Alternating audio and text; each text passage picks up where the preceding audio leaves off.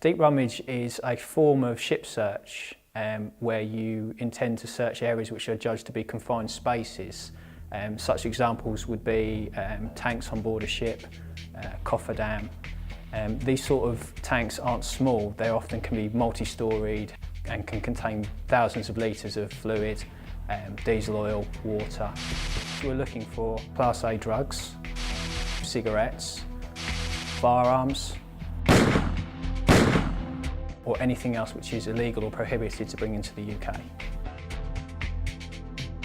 The ships are selected for searching by an intelligence-driven method. The vessels which present the highest risk are the ones that are selected for examination. Our remit is national. We can search anywhere from the top of Scotland down to Cornwall. We have in the past worked with immigration, the police. We've also worked with the new agency SOCA. We also have in the past conducted drills with the fire service. Due to the specialised nature of where we work and the specialised nature of deep rummage, we have to be trained to rescue ourselves from any situation we might find ourselves in. The specialist equipment we use is available only to the teams that have been trained in deep rummage, and there are only 4 teams in the country who are able to do this. This system is similar to the type of equipment you might see the fire service using, but it differs in one big aspect in that we don't carry our air supply on our backs.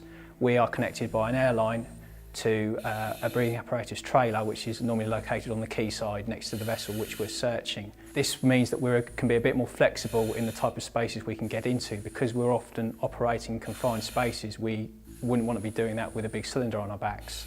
The only thing we do carry with us is an emergency cylinder which is strapped to our legs, which gives us about 10 to 15 minutes of air depending on how hard we're breathing. If someone without breathing apparatus was to enter a tank where there was an oxygen deficiency, they would be unconscious within 30 seconds and potentially dead within 2 minutes.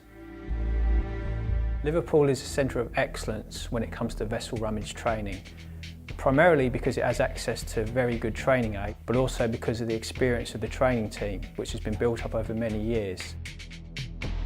Our main training aid is the merchant vessel Altea, which is actually moored in Liverpool. This vessel was seized in 1989, carrying over 17 tonnes of cannabis, and has been subsequently adapted to give us real-life training scenarios. One seizure that comes to mind was dealing with a passenger on board a commercial vessel. Well, a commercial vessel can be anything from approximately 30 metres long to anything up to 350 metres, and they're building bigger ships as we speak. It involves what I consider to be the bread and butter of rummage, which is speaking to ship's crew and speaking to the passengers who are on board. A passenger's cabin was searched with the passenger present, and upon lifting up his bunk, what was later revealed to be 102 kilos of cocaine was found. This has a street value of over £20 million.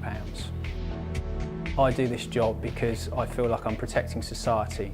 More personal to me, there's also working as a close-knit member of a team.